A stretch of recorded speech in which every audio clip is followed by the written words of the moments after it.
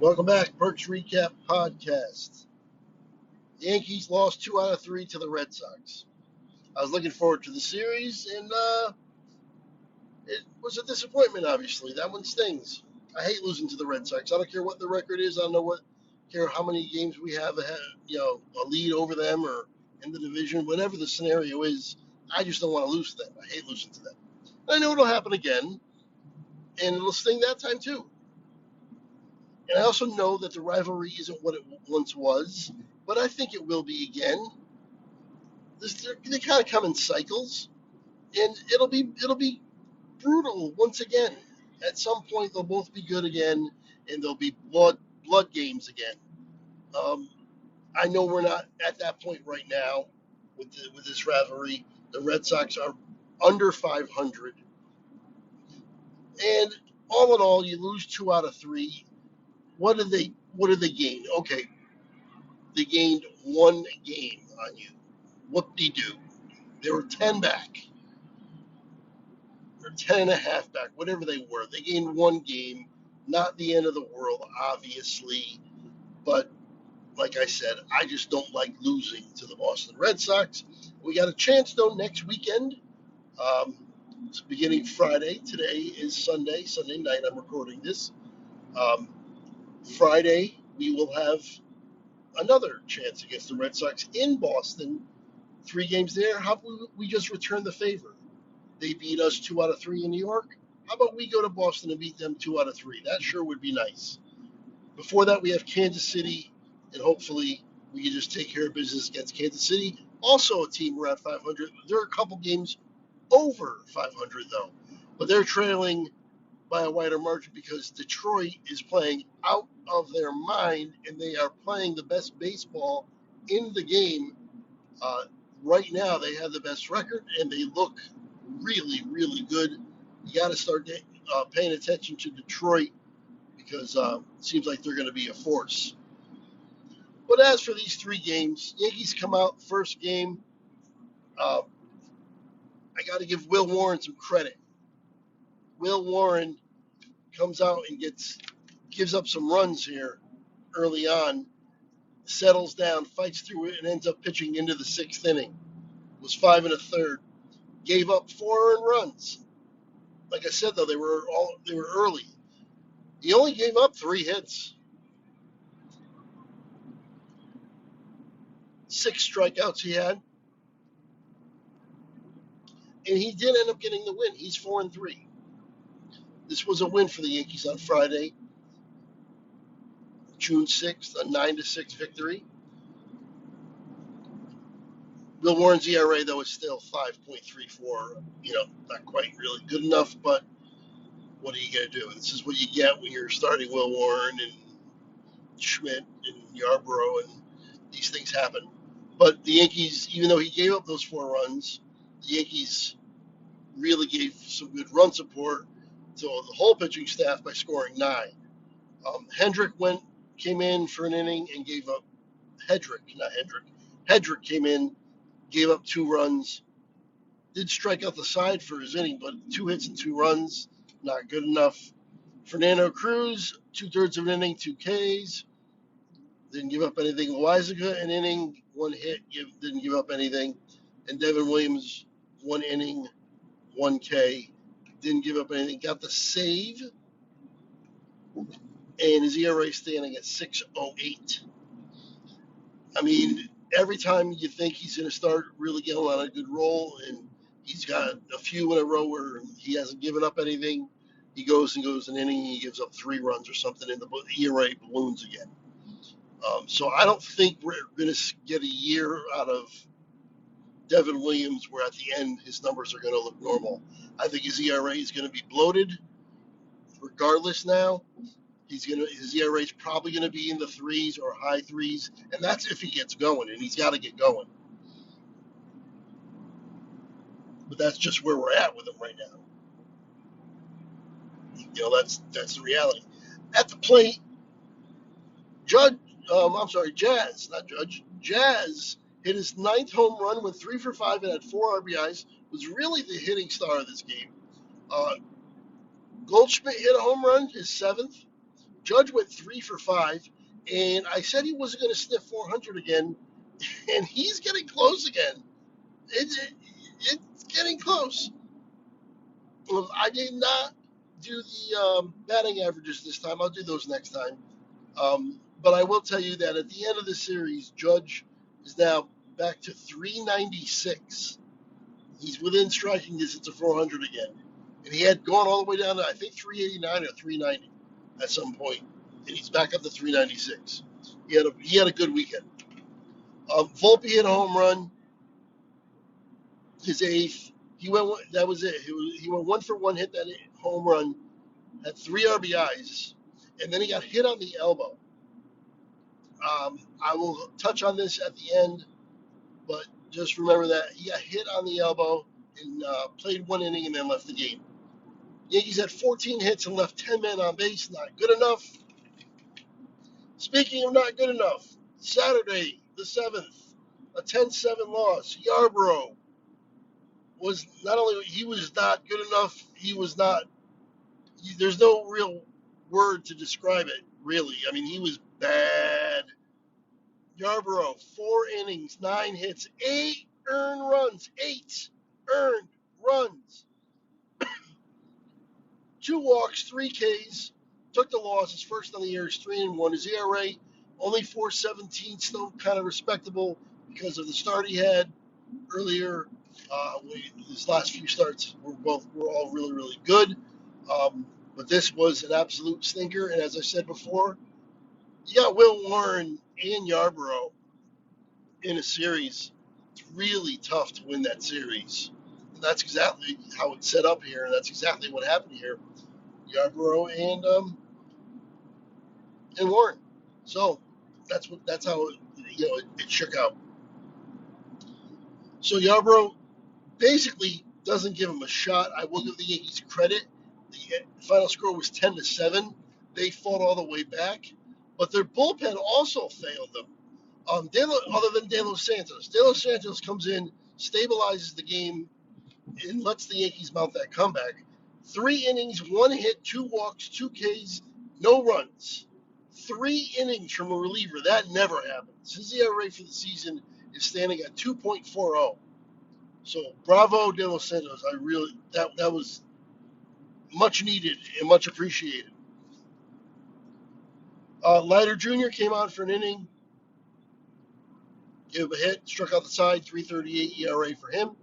Ian Hamilton, 1 inning, 3 hits, 2 killer tack-on runs that basically ended the game. That really hurt. He did have a walk as well. Ian Hamilton, I'm starting to lose faith. I'm losing faith because he hasn't been good this year. His ERA is over 5. And, he was so good that 1 year, and then all the injuries came on. It seems like it's been like 3 years since we've seen him. I'm not sure if it's been that long, but it just feels like that. And he's finally back. And I was excited for it because I remember how good he was. And we haven't seen it yet. Maybe it's just going to take him, after all these injuries, he might just need time to get it back, whatever it is that he had then that he doesn't have now. It might just take time for him to get feeling right again and being right again. And to be honest, I think he should do that on the minor league level and not for the New York Yankees. That's how I feel right now. I don't think he'll get thrown down in the minors immediately or anything like that, but he's got to start. He's got to turn it around. On the batter side, DJ LeMahieu, 2 for 3, 2 RBIs, 2 runs. Prove me wrong, DJ. Prove me wrong. Bellinger, 2 for 3, 2 stolen bases. He's got 7 on the year now. 3 runs scored. Wells hit a home run. He went 2 for 4 and had 4 RBIs. At one point, the Yankees only had 4 runs, and all 4 runs were driven in by Wells at that point. Yankees had 7 hits, only left 3 on base, so those numbers are better. Although the hits, I would have liked more. All right, Sunday, June 8th, another dang loss, 11-7. Another game where Yankees jump out early. Judge hits a first inning home run, 2-0. And then once the Red Sox took over, the Yankees were playing catch up. Yankees would score a run or two, Red Sox would score a run or two. Um, and they just never stopped scoring. The Red Sox hit 5 home runs. 5. And Rodon, I just said in the last pod that I finally can trust Rodon. I was hesitant all year, thinking, oh, you know what's going to happen? He's going to blow up. It's going to be one of those terrible outings because that's what he does. That's who he is. And it never came. And it still really hasn't come. But this just wasn't what he's been doing, which has been dominating and being a really, really good pitcher. Instead, we got 5 innings, 5 runs, 5 Ks, 3 walks, 3 hits, and took the loss. His ERA on the year is 2.87, though. So that shows you how good he was pitching before that. Cruz, my guy, who I think can be a future closer. 2/3 of an inning, 2 hits, 2 runs, a walk, and 2 Ks. ERA now 3.46. So that stinks. Tim Hill comes on for a third of an inning, gives up a hit. His ERA is at 2.89. Loizaga, back-to-back homers. An inning and a third, 2 hits, 2 homers, 2 runs, 2 Ks, 4.5 ERA now. Hedrick, an inning and a third, 4 hits, 2 runs, 5.25 ERA now. The wheels have come off Hedrick. Every pitcher other than Hill pitched only a third of an inning. Rodon, 5 runs. Cruz, 2 runs. Loizaga, 2 runs. Hedrick, 2 runs. My God. Hamilton also pitched a third of an inning. His ERA is at 5.06. Just not good enough. 11-7 loss. I hate losing to the Red Sox. He had 10 hits, and they left 8 men on base. Judge did hit another home run. He had 2 today. 23 home runs for Judge. He went 3 for 4 with 4 RBIs and 3 runs. So that's why his average got back up to 396. Volpe also went 2 for 5. Now, Volpe got hit on Friday and came out of the game, like played one more inning and then came out of the game, which happens a lot with those kind of injuries. The guy's like, oh, yeah, I'm okay, and then they realize they're not. So he comes out of the game, doesn't play Saturday, comes back Sunday wearing a brace on that elbow. I don't think that elbow is right yet still. I think he's still feeling it. I'm not saying he needs to go on the IL or anything, but maybe give him another day or two just to make sure it's good, because he did something twice tonight that he's never done before, which is on a swing and a miss, let the bat go. And the bat went flying up the third base line towards the third base dugout. He did that twice. I don't remember him ever doing that before. And he did that twice. And I think it might be because if you got hit on your elbow, I believe you got hit, it was the left elbow. It was definitely the left elbow. Well, that's the elbow that is on the outside that's pointing towards third base. And when he swings, and especially if he goes to one hand and releases the right hand, and just the left hand has the bat, and that elbow's barking at him, that might cause him to let it go because it hurts. And if he's hurting, maybe he shouldn't be playing. Just my thought there. But I hate losing to the Red Sox. It's 2 out of 3. Let's get the 2 out of 3 back. Let's just give it right back to them on next weekend. Tell you what, losing 2 out of 3 to them next weekend again won't be the end of the world, but that'll be 4 out of 6 we lost to them, and that's not going to fly. We would have to definitely correct that later on in the year. That's no good. And obviously you can't get swept by them. I would love to sweep them. That would be great. Basically everything I said going into this series in the last pod We'll be applying again this coming Friday. Same situation. Um, Kansas City is next on Tuesday.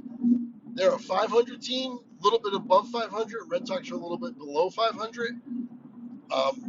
But Kansas City, I mean, they were a good team last year. They surprised people last year. I would not be surprised if they get going a little bit more and get competitive. But Detroit is just playing so well. My goodness. So they've fallen behind Detroit, but they're still over 500. I think they're a pretty quality. They're a quality squad. We're going to Kansas City. It would really stink to lose 2 out of 3 to the Red Sox, and then lose 2 out of 3 to Kansas City, and then go to Boston and lose 2 out of 3 again, and lose 3 series in a row after we went on that streak of winning, like, what was that, 7 series in a row where we won them all. So let's take care of business at Kansas City. I, of course, will be back at you after that series. More thoughts and more information. And that's what this is all about. Just giving you some information. If you missed one of the games, I can give you what happened. And or all the games, I can tell you what happened. And give my opinion on certain situations, things that are going on. And, real quick, I do want to mention, Luke Weaver is supposed to be out 4 to 6 weeks. But he got like a PRP injection, I believe. And they're talking about him resuming his throwing program like Monday, or tomorrow. He's only been on it for, I think, 1 week, the IL. Obviously I would welcome him back, and I hope it goes well and he comes back sooner rather than later.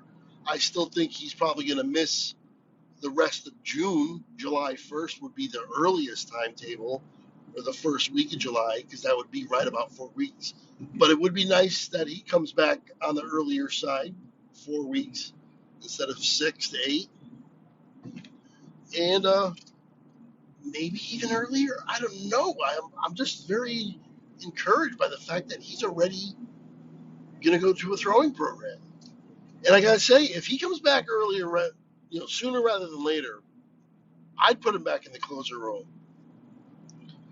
Devin Williams has had a couple chances.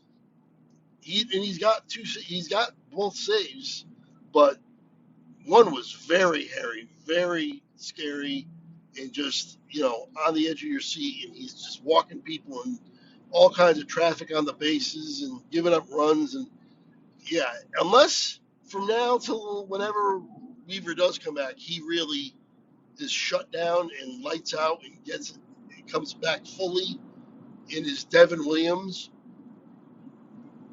I would go back to Weaver as the closer. I think it worked better at that time when Weaver was the 9 and Williams was the 8th inning. But we'll have to see. All those questions will be answered. Let's take 2 out of 3 in Kansas City. Let's not lose 2 series in a row. Get a little momentum going to Boston. I'll be here for it. Until then, I will see you later.